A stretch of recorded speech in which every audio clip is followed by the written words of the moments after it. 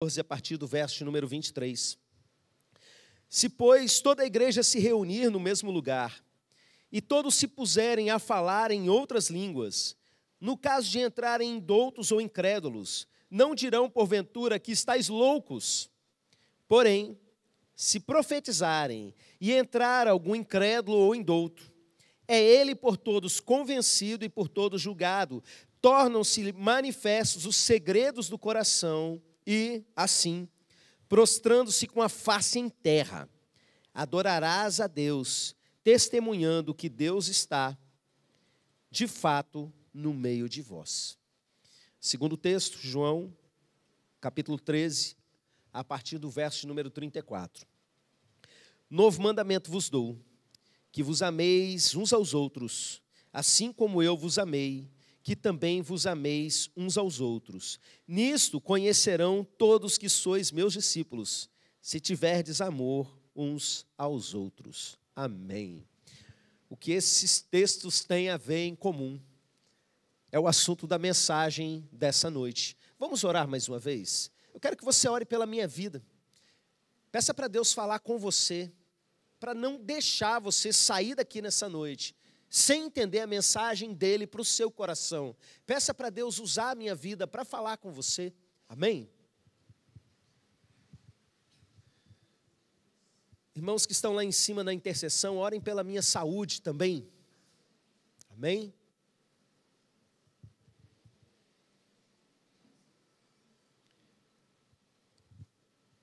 Pai, nós clamamos nesse momento pelo teu agir no nosso meio.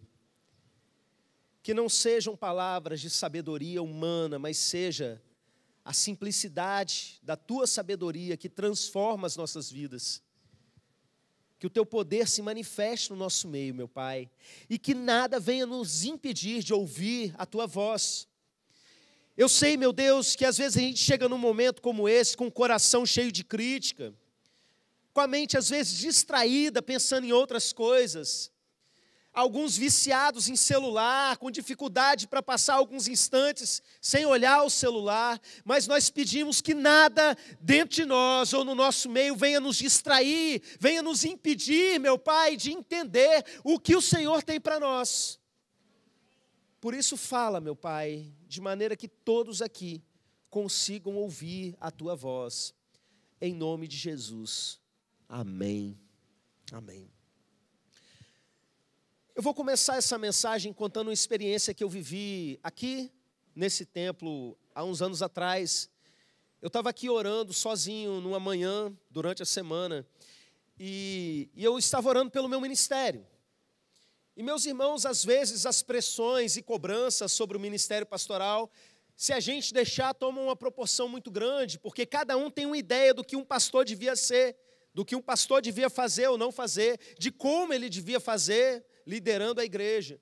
E eu orava a Deus e comecei a pedir o seguinte: Senhor, eu quero ser um pastor segundo o seu coração. Eu quero ser o pastor dos seus sonhos. Que um dia o Senhor possa olhar para mim e falar assim: é isso que eu sempre quis que um pastor de igreja fizesse. E eu comecei a orar por isso. E eu senti no meu coração que era isso mesmo que eu devia orar. E rapidamente meu coração foi numa outra direção, que eu devia pedir a mesma coisa sobre a nossa igreja. E eu comecei a orar, meus irmãos, para que essa igreja se tornasse a igreja dos sonhos de Deus. Que a gente tivesse tão alinhado com o céu e tão descontaminado das bobagens humanas historicamente adquiridas, que um dia Deus pudesse olhar para a gente e dizer exatamente a mesma coisa. É isso que eu sempre quis. Eu não estou falando, meus irmãos, de estética. Tem gente que pensa assim: Deus vai trocar essa florzinha, essa luzinha, essa cor de parede. Tem gente que pensa que é sobre isso. Eu estou falando de coisas profundas relacionadas ao nosso entendimento e à nossa prática. E meus irmãos, um pouco depois eu comecei a compartilhar isso com os irmãos. E vários irmãos começaram a orar nessa direção, que essa igreja se torne a igreja dos sonhos de Deus. Eu sei, tem muita coisa ainda, muito caminho pela frente. Eu sei um pouco, talvez, o quão distante nós ainda estamos disso. mas eu também sei de quanta coisa já aconteceu, quanto ajuste Deus já fez em nós desde que nós começamos a orar assim. E eu quero convidar você a sempre orar dessa maneira. A Igreja dos Sonhos de Deus tem membros que estão comprometidos em ser dos sonhos de Deus também. Não só o pastor, mas cada um na sua função, cada um naquilo que faz, ser alguém totalmente alinhado com o céu, desprendido de qualquer religiosidade, bobagem que a gente foi adquirindo ao longo do tempo. A mensagem dessa noite nos traz, mais uma vez, a refletir sobre a nossa prática como igreja, a nossa maneira de ser igreja. Várias vezes ao longo desses anos, o Senhor tem nos trazido mensagens relacionadas a isso. E nessa noite, nesses 2 textos que nós lemos, nós vamos meditar um pouquinho a respeito dessas questões. E o primeiro texto que nós lemos foi esse da primeira carta de Paulo aos Coríntios, no capítulo 14. Paulo vai trazer um ensino que tem algo de muito forte para a gente. E todas as vezes que eu leio, eu penso, é isso que eu quero para a gente.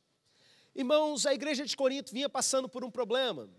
Eles tinham recebido vários dons do Espírito Santo, mas eles estavam usando os dons de maneira errada. Existe um dom chamado na Bíblia de diversidade de línguas. E esse dom se manifesta de diversas formas. Existe uma forma que esse dom se manifesta, que é Deus falando aos homens. E quando uma pessoa começa a falar em línguas, ela precisa de um intérprete para traduzir aquilo que está sendo dito, porque senão não faz sentido falar no meio do povo que não entende aquela língua. Por outro lado, existe uma manifestação de dom de línguas que não é para edificação da igreja, que a pessoa fica com a sua mente sem entendimento e o seu espírito fala direto a Deus. A parte de linguagem do cérebro está desligada. E o que ela fala não é nem passivo de interpretação, porque é ela edificando a si mesma, não é para a igreja. É algo para ser feito no secreto. E o que estava acontecendo em Corinto? O pessoal se reunia para o culto público e começava cada um a orar em língua estranha e ninguém entendia nada. E até hoje tem igrejas que acham isso o máximo. Eu me lembro, um tempo atrás, tinha um irmão ministrando louvor. E ele começou ali, naquele fogo mesmo, queimando diante do Senhor. Daqui a pouco ele começou a orar em línguas no microfone. E foi cantando em línguas e foi embora, né? Me lembro, era um domingo de manhã.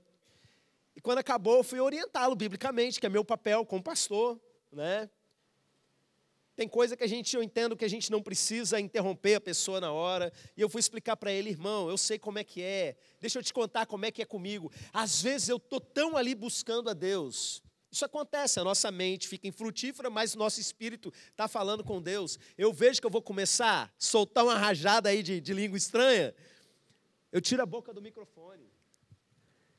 Aí o pessoal de casa não ouve, né? Eu tiro a boca do microfone. Às vezes eu viro de costas. E começo ali a adorar a Deus em línguas, e normal, não é? Mas para a gente comunicar à igreja, precisa ter interpretação. Irmãos, quando eu falei isso com ele, ele aceitou, porque eu era o pastor falando, mas não recebeu no coração. Porque ele achou que era algum tipo de... Eu estava ditando norma por minha conta, e mesmo eu citando o texto da Bíblia, não funcionou. Anos mais tarde ele me contou isso, porque ele foi assistir a pregação de um pastor muito famoso, que pregou exatamente isso, que está escrito na Bíblia. Não é ideia minha, não é ideia do pastor famoso, a Bíblia está dizendo que é assim. Que não faz sentido. O povo, se chegar aqui no nosso meio, meus irmãos, o indouto e o incrédulo, ele diz isso, o culto público. Esse culto de domingo à noite que nós estamos tendo aqui, ele tem, além daqueles crentes que estão habituados a todo tipo de experiência com o Espírito Santo, aqui no nosso meio hoje tem um incrédulo. Tanto aquele que não crê no dom de línguas, conforme a gente entende, como aquele que nem crê em Deus e está aqui porque Deus trouxe, amém, tudo bem sobre isso. Esse é o propósito.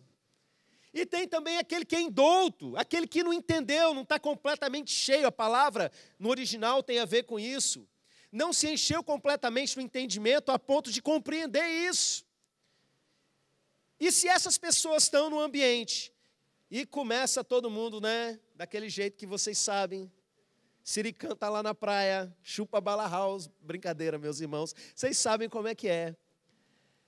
A pessoa vai sair daqui dizendo, vocês são tudo doido. Não é assim. E aí Paulo descreve para a gente um segundo cenário. Ele fala assim, ele já tinha dito isso lá no capítulo 12. Ele vem falar, mas com dom de profecia é diferente. Eu quero que vocês todos falem línguas, mas eu quero muito mais que vocês profetizem. E Paulo descreve um cenário hipotético, uma coisa que ainda não tinha acontecido na igreja de Corinto. Imaginem se chega o indouto e o incrédulo no culto de vocês, e todo mundo está profetizando. E aquele que profetiza, ele edifica, ele exorta, ele consola. E por causa disso, algumas pessoas leem esse pedaço do texto e pensam que profecia é simplesmente pregação, ou seja, um ensino sobre o que já foi profetizado. Não é isso que o texto está dizendo. O texto vai falar sobre revelação. O texto vai falar que quando alguém profetiza, coisas que estão ocultas no coração começam a ser expostas. E isso gera uma reação no meio das pessoas. Então Paulo fala assim, está lá o indouto e o incrédulo no meio do culto. E de repente todo mundo começa a profetizar. Essa pessoa vai ouvir os seus segredos do coração sendo revelados, vindo à tona. Ela vai, presta atenção, o incrédulo, o indouto, aquele cara que não entende, que está ali para criticar, ele de repente ele vai se lançar ao chão, com o rosto em terra, glorificando a Deus. Imagina, o ateu, o incrédulo, testemunhando que Deus está no meio do povo. Irmãos, eu já vivi essa experiência algumas vezes. E a gente, no decorrer do tempo, como igreja, a gente viveu isso muitas vezes, desde que um grupo da nossa igreja fez o primeiro treinamento do seminário Veredas Antigas. E quando a gente chegou nesse seminário, no treinamento, né, da equipe que vai para trabalhar, o pastor responsável mandou que a gente orasse em duplas, e a oração tinha que ser assim, antes de orar você vai parar, vai ficar em silêncio, vai perguntar para Deus sobre o que você vai orar. E depois que Deus falar, você começa a orar, e você vai orar só por aquilo que você entendeu de Deus que devia orar. E quando acabasse a oração, a gente tinha que virar e perguntar, fez sentido para você? Irmãos, pensa o medão que deu na gente, né? O frio na barriga, e se não foi? E eles falavam, tudo bem sobre isso, está todo mundo aprendendo, a gente erra de vez em quando, mas meus irmãos, praticamente ninguém errou. E é muito forte, porque de lá para cá, isso meio que virou rotina no nosso meio. A equipe que trabalha com veredas antigas, a gente sempre faz isso. E a equipe que vai para trabalhar no Imersão Total, esse tipo de coisa faz parte do nosso treinamento. Todo mundo vive essa experiência. E eu não estou falando de profecia dessas profetadas que a gente vê por aí. Essas coisas tão floreadas que você encaixa qualquer coisa, sabe? Desde o fim do mundo ao final do Campeonato Brasileiro, tanto faz, porque a profecia não é específica, não é? Ou então esses revelamentos, né, que acontecem aí em muita igreja. Um amigo meu foi numa certa igreja, eu jogo essas palavras e o pessoal das livros, depois que eu falo, meu Deus do céu. Um amigo meu foi numa igreja e numa mesma noite lançaram 5 profecias contraditórias sobre a vida dele. Que ele ia morrer, primeiro Deus estava dando um livramento que ele ia ser esfaqueado. Aí daqui a pouco era porque ele ia ser atropelado, mas aí a gente entendeu que era mania daquela igreja revelar que Deus dava livramento, e não era profecia coisa nenhuma. O que a gente tem experimentado ao longo dos anos, meus irmãos, algo que eu ainda quero trazer para o culto de domingo à noite, mas que já faz parte da nossa realidade, é isso aqui. Todo mundo profetizando enquanto ora uns pelos outros. E é muito forte, meus irmãos. Sabe, porque é algo muito específico. Eu me lembro recentemente, eu sentei para orar com o irmão Gabriel Tatagiba. E quando ele começou a orar, ele falou uma oração que eu estava fazendo a semana inteira diante de Deus, sem contar para ninguém. E eu fui orar por ele, e eu orei por algo específico, de uma questão de saúde na vida dele, que eu não sabia. E isso, meus irmãos, acontece demais no nosso meio. Me lembro uma vez que nós fizemos isso no culto de domingo pela manhã. E foi uma experiência muito legal, porque a gente perguntou, para quem que fez sentido? E o pessoal levanta a mão, quase todo mundo. Aí teve um lá que falou, não fez sentido, e compartilhou. O irmão orou por mim para que Deus me desse um emprego, mas eu estou empregado. Naquela semana, aquele irmão foi mandado embora do emprego. E na outra, ele recebeu o emprego. Porque Deus fala. É maravilhoso, meus irmãos, a gente exercitar isso. Nem todos são profetas, mas todos podem profetizar, e é isso que esse texto mostra quando Paulo joga essa situação. Imaginem vocês num culto onde está o incrédulo, o indouto. Todo mundo começar a profetizar dessa maneira, a gente vai chegar lá, não é? E aí, o que acontece é o que me chama a atenção.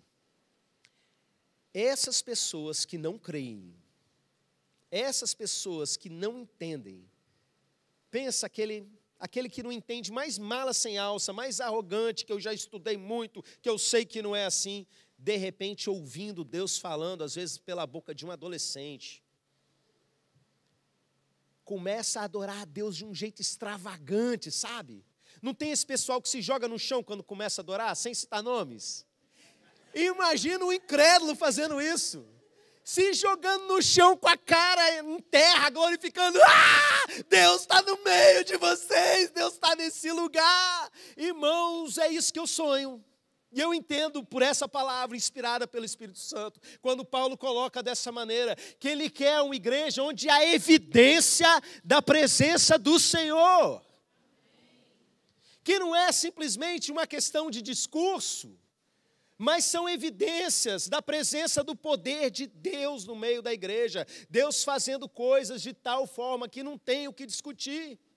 Que o cético vai chegar e vai dizer assim, contra fatos não há argumentos. Deus existe e está aqui nesse lugar. Que coisa maravilhosa. Mas eu quero dizer para vocês que não é só isso. E aí a gente chega mais perto do segundo texto que nós lemos. O apóstolo Paulo vinha falando a respeito de dons já alguns capítulos para trás. E, meus irmãos, quando ele termina o capítulo 12, que ele está falando a respeito do uso correto dos dons, ele termina dizendo assim, olha, eu vou mostrar para vocês um caminho mais excelente. E exatamente o capítulo 13, o anterior a esse que nós lemos, ele diz assim, um texto muito conhecido, capítulo 13 de 1 Coríntios. Ainda que eu fale a língua dos homens e dos anjos, se não tiver, serei como o bronze que soa, ou como o símbolo que retine. Ainda que eu tenha o dom de profetizar e conhecer todos os mistérios e toda a ciência, ainda que eu tenha tamanha fé, ao ponto de transportar montes, se não tiver, eu nada serei. Ainda que eu distribua todos os meus bens entre os pobres, e ainda que entregue o meu próprio corpo para ser queimado, se não tiver, nada disso me aproveitará. E a gente precisa entender, meus irmãos, que a igreja dos sonhos de Jesus é uma igreja que está focada no amor. O centro da experiência cristã está todo relacionado a amor. E a gente entra no segundo texto que nós lemos aqui no início. Novo mandamento vos dou, que vos ameis uns aos outros, assim como eu vos amei, que também vos ameis uns aos outros. Nisto conhecerão que sois meus discípulos, se tiverdes amor uns pelos outros. Os dois textos, o que eles têm em comum? Eles falam de evidência. No primeiro texto que nós lemos, as pessoas estão testemunhando que a presença de Deus está naquele lugar.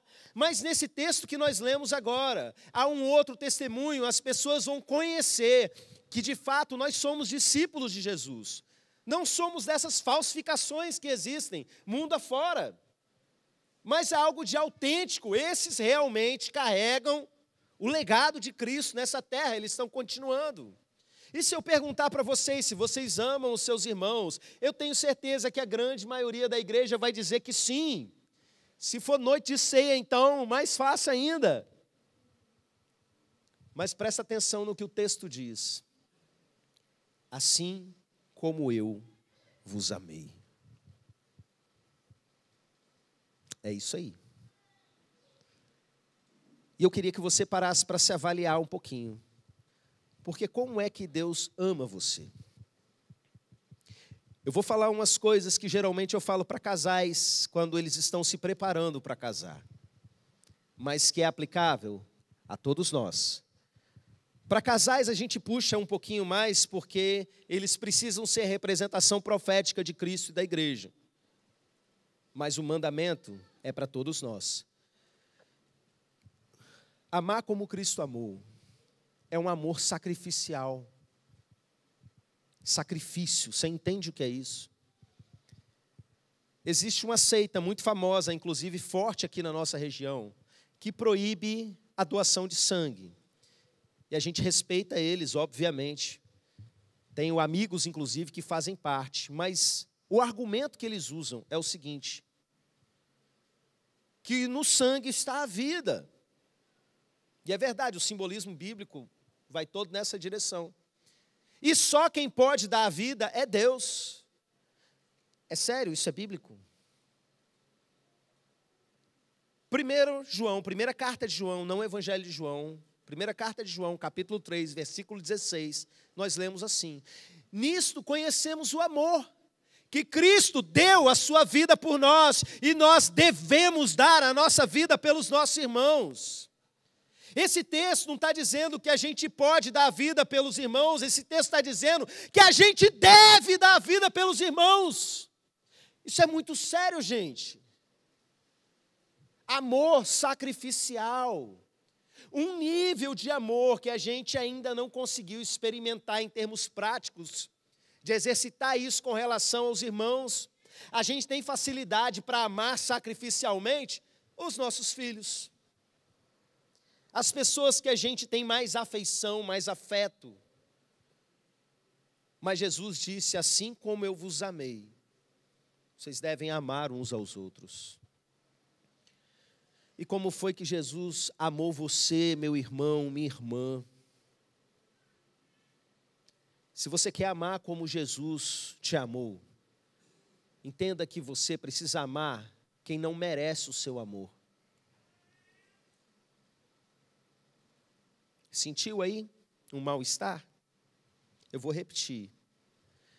Você precisa amar aqueles que não merecem o seu amor. Porque você não merece o amor de Deus. Você não merece o amor de Jesus. E se você não entendeu isso ainda, você não entendeu o conceito de graça de Deus. Você precisa estar pronto a perdoar o seu irmão quando ele não merece o seu perdão. Porque é exatamente isso que Cristo faz por você.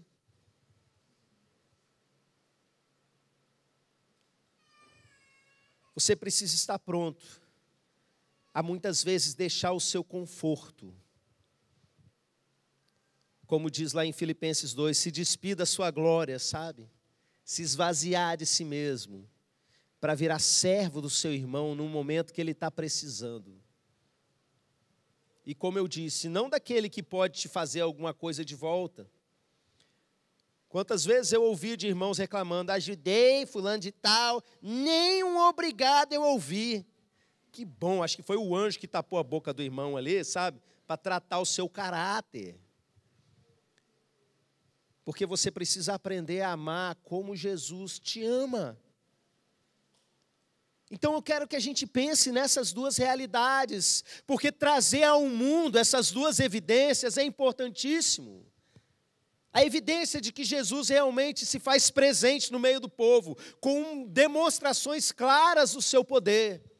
E a evidência de que nós somos de fato discípulos de Jesus, por causa da qualidade do amor que nós amamos uns pelos outros, um amor sacrificial.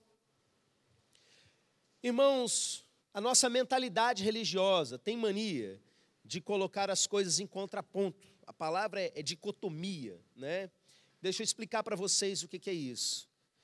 Eu ouvi um pregador famoso, um tempo atrás, pregando assim na internet.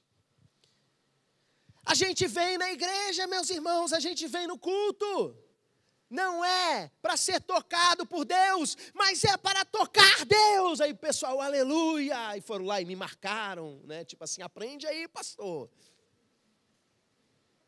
Qual o problema desse raciocínio? Uma coisa não desqualifica a outra. A gente vem no culto, a gente toca, a gente é tocado, e é assim na Bíblia.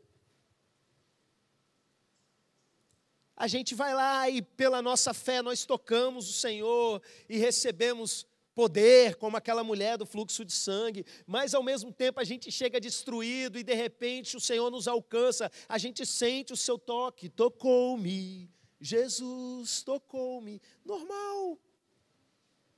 Mas não, tem que botar, para valorizar um pensamento, tem que diminuir o outro.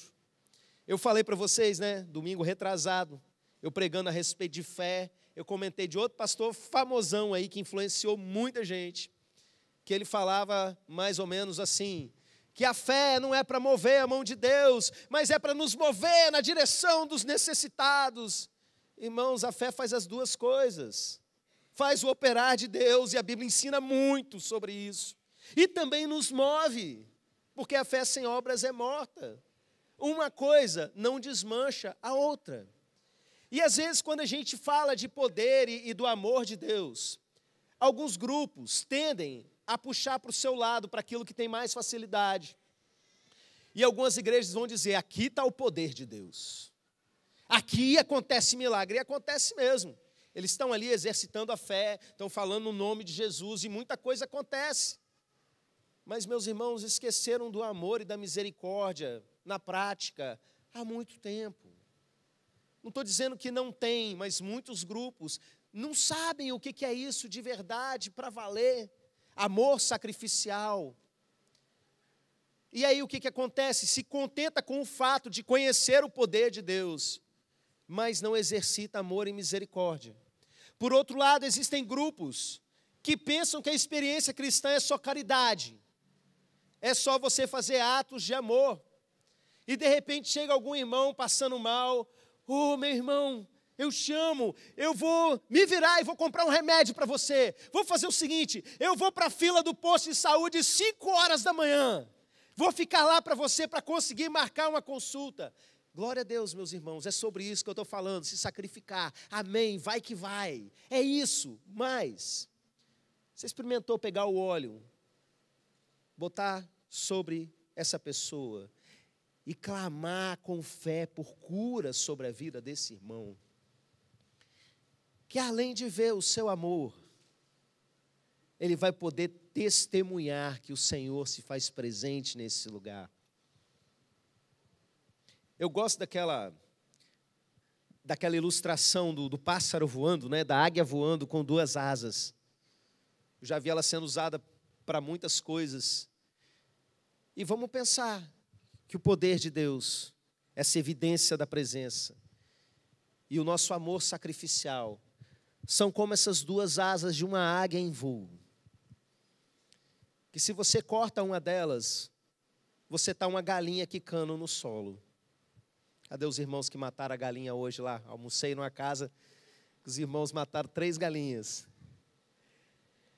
É uma galinha quicando no solo. A igreja é chamada para voar alto, meus irmãos. E igreja, eu volto a dizer, não é a construção onde nós estamos reunidos. Não é esse local de reunião que nós chamamos poeticamente de templo.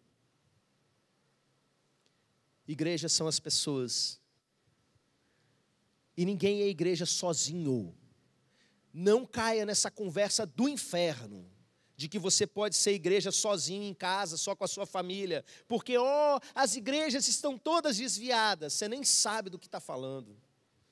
Vencendo vem Jesus, a igreja segue firme e vitoriosa. Quem fica em rede social vendo bobagem, vai pensar realmente que a igreja está perdida, mas ela não está, não. O Senhor da igreja continua conduzindo ela.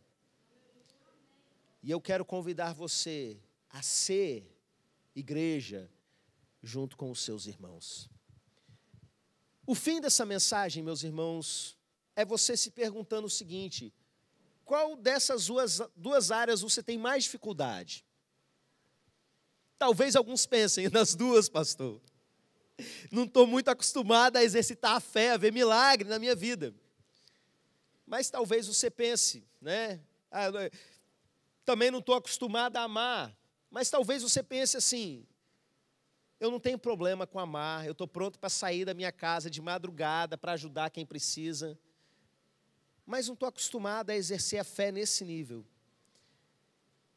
Ou então, pastor, eu oro, milagre acontece. Lá na minha célula acontece um monte de milagre, já vi acontecer um monte de coisa, já vivi e vivo muita coisa, mas eu tenho uma dificuldade de amar como Jesus amou, esse amor de sacrifício. Qual é o seu lado fraco? Qual é a sua asa que está capenga? Você consegue identificar? Profetas que estão no nosso meio. Amor sacrificial. Como é que anda o amor sacrificial? Irmãs da ação social. Como é que anda o lado do sobrenatural? Você que de repente chegou aqui meio indouto, meio incrédulo, e agora já começa a abrir o seu coração. Como é que andam esses lados na sua vida? A gente vai fazer uma coisa nesse momento. A gente não vai fazer aquilo que normalmente eu descrevi aqui para vocês, mas em breve a gente vai ter um grupo na igreja fazendo isso todo culto, sabe? No início, quem for chegando, a gente vai abordando, vai orando profeticamente sobre as pessoas. Mas essa noite é uma noite mais de tratamento, de cura. E eu queria que vocês se colocassem de pé nesse momento. E nós vamos orar. E se você já identificou qual é a sua fraqueza, você vai apresentar isso diante do Senhor. Vai pedir misericórdia, vai reconhecer a fraqueza que você tem. E você vai fazer uma outra coisa, vai pedir uma oportunidade nessa semana para agir nisso. Então você que tem dificuldade com fé, com agir sobrenatural de Deus, você vai pedir para Deus uma oportunidade para você exercitar isso. Alguém vai chegar dizendo que está passando mal perto de você, vão bater no seu portão dizendo que tem alguém endemoniado para um crente lá socorrer. Alguma coisa assim. E você, em nome de Jesus, aproveite a oportunidade. Amém? Você que tem dificuldade para amar, a mesma coisa. Você vai pedir para Deus oportunidade para amar de forma sacrificial. E quando acontecer, se joga, se entrega, ame. Porque o mundo vai conhecer que nós somos discípulos de Jesus de verdade. Não essas falsificações. Por causa da qualidade do seu amor. Feche os seus olhos e comece a orar diante do Senhor.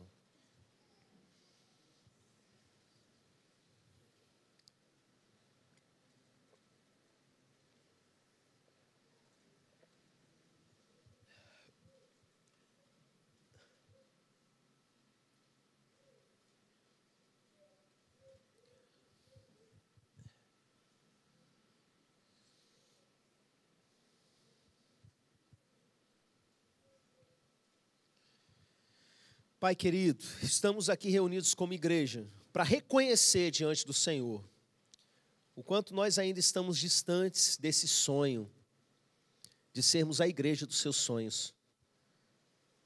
Porque eu sou uma pessoa imperfeita, eu sou uma pessoa que ainda precisa de muito alinhamento com o Senhor. Eu tenho muito o que aprender, meu Pai, sobre amar de forma sacrificial. Eu tenho muito caminho ainda para aprender sobre o Teu poder. E eu sei que cada um desses que está me ouvindo também, às vezes mais em uma área do que em outra, mas todos nós temos deficiências, meu Pai. Estamos aqui como igreja reunidos, reconhecendo isso diante do Senhor. Por isso eu peço, meu Deus, em nome de Jesus, que nessa semana que está começando, que o Senhor mexa em nós, mude algo em nós a partir desse momento, dessa oração, e faça surgir na nossa frente uma oportunidade para que a gente viva essas experiências. Que essa semana seja uma semana de milagre, que essa semana seja uma semana de profecia, que essa semana seja uma semana de evidências do poder de Deus, da sua presença no meio do povo. Mas ao mesmo tempo, meu Pai, que essa semana seja uma semana onde a gente ama como o Senhor nos amou. Se tem alguém ainda com dificuldade nessa área, com o coração fechado para perdoar, para amar, para se render, para se entregar, nesse momento nós apresentamos essa pessoa, os nossos corações diante do Senhor. Dá oportunidade para a gente, meu Deus, de amar o nosso próximo, assim como o Senhor nos amou, meu Pai. Tenha misericórdia de nós. Pai, eu continuo insistindo diante do Senhor. Aquelas 2 orações que eu fiz aqui naquela manhã, há tanto tempo atrás. Eu quero, meu Deus, ser o pastor dos teus sonhos. Que um dia o Senhor olhe para mim e diga, é isso que eu sempre quis que um pastor fosse. E eu oro a respeito da nossa igreja como um todo, meu Pai. Todas essas pessoas que o Senhor tem ajuntado ao longo dos anos, meu Deus. Alguns se achegando por agora, alguns chegando hoje. Meu Deus, que um dia o Senhor possa ver a gente trabalhando junto, em unidade, manifestando a Tua presença, o Teu amor, meu Pai, de uma forma tão intensa, que o Senhor possa dizer, é isso que eu sempre quis, que a igreja fosse, pura e simplesmente. Nos leva nessa direção, meu Pai. Tira de nós tudo aquilo que não vem do Senhor. Tira de nós tudo aquilo que nos atrapalha. Tira de nós as convicções que não vêm do Senhor. Nos purifica, nos tira toda a contaminação. E alinha nossa mente e coração com o Teu coração, com a Tua mente. Em nome de Jesus. Amém, amém, aleluia. Glória a Deus.